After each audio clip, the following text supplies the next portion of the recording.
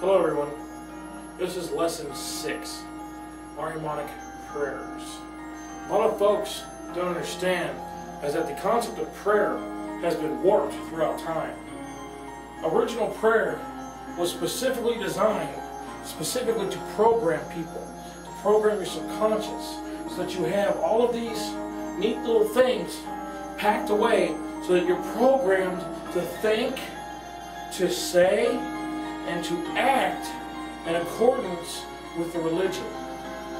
Now, in modern society, you see this constant bombardment of programming specifically designed by the advertisers. And advertisers, I mean anything from television, radio, internet, magazines, newspapers, the books you read, the music you listen to. All that is in a bombardment in your subconscious mind to program you into what society sees of how we should act, how we should behave, how we should think, how we should communicate with one another. One of the effects that this church teaches someone is how to transform out of that, to remove that type of programming out of their subconscious mind by reprogramming. You see, we have to take the cup, empty it, and refill it. I know I'm using a Bruce Lee term, but I think it makes more sense to people. And one of the original ways that was designed to program folks was to do prayers. The Zoroastrians had a prayer for putting the belt on their robe. They had a prayer before every meal. They had a prayer 5 times a day for certain times of day. Sound like Islam yet? Because it's getting pretty damn close. Oh wait, that's where Islam came from, Zoroastrianism. Anyway, moving on. The Zoroastrian prayers were so indoctrinated that they even had a prayer specifically for when they went to the bathroom. And that they would take their feces and dedicate it to, well, Ahriman, of course. And that's what the Zoroastrians did.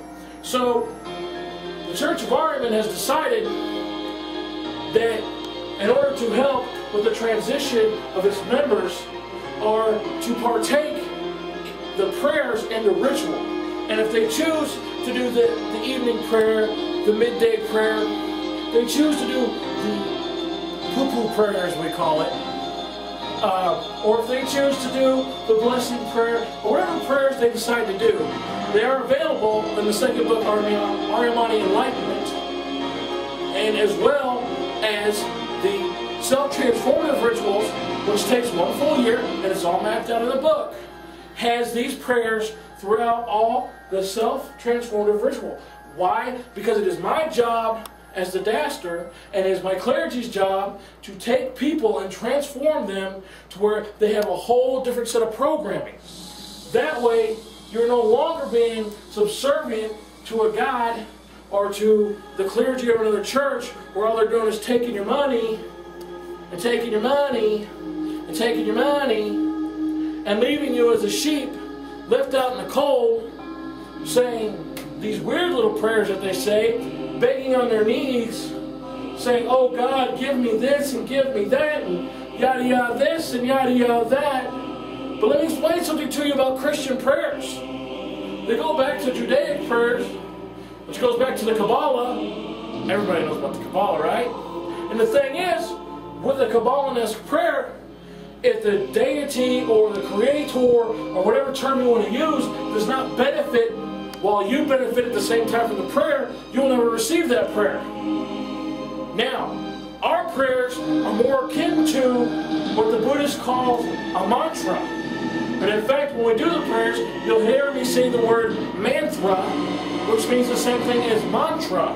What this is a programming device so that you can change the way that you think and look at the world in a completely different way. Now I'm going to share one of our prayers from a ritual that we did so that everybody gets an understanding of what it is that these prayers are for. The words are formulated in such a way to attack the subconscious mind with symbolic, heavy symbolic words so that it gets in there and it gets things reconnecting in a different way. So that way you're thinking on a different wavelength. You're not thinking so much as a victim anymore as you are thinking of an upright, a soldieristic, a person who will stand up, who will fight for themselves, who will fight for the things they believe in. And you will hear all throughout our workings in the Church of Ahriman the word vexation. And to us, vexation means to vex somebody into action, to annoy them so bad that they move into action, that they do something about what is vexing them. And it is a main component to chaos. Vexing creates chaos. Cool? Right on. Let's move on to the prayer. This is actually our blessing prayer. And again, you can find this prayer in Ahrimanic Enlightenment, which is on lulu.com. And here goes the prayer. By Ahriman's power, by way of Father Ahriman, the liberator, mentor, the boundless, what guardian have you offered me, O Mainyu, as the hate of the wicked fulfillment? It is but Avan and Akatasha, through whose work I keep conflict and vexation on the infernal world. Grant unto me Father's decree as the rule. I am victorious, who protects the teaching. Make it clear that I am the guide for both worlds. We proclaim the mantra. We command the Druj, the most wicked Indar. Fulfillment. Father, who destroys the righteous Mazda, gives the sons of Adam immortality and honor as Zira. There will be health and satisfaction, success giving to the wicked. May visible dues and invisible dues and the 7 Archdevas come to this evocation. This domain is gratified. Grant us favor. Gratify the people among the religion of Father Ahriman. We ask you, Father, bestow unto the prison ruler, to all the community, and to all of those, the wicked religion, freedom, and clarity.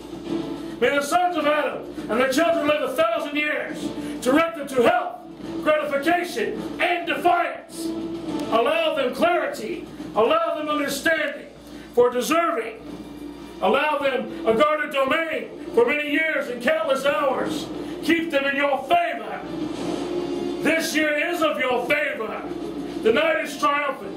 The month is timely in all these years and days and months.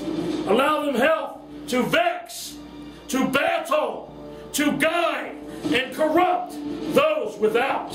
Allow them mental resilience to accomplish this. They will be cunning, wicked, and vengeful. It will be so. It will propagate. It will be guided by the Dews and the Archdevas. The will of the Father is a law of vengeance. The favor of Akatasha to the deeds done in this world from Mainyu. He who feeds the fulfilled makes Angra Father. And that is one of our shorter prayers. If you are interested in finding out more about how we take people from the servants of the right-hand path and into their own godhood of the left-hand path, please visit us at churchofahriman.org. Thank you.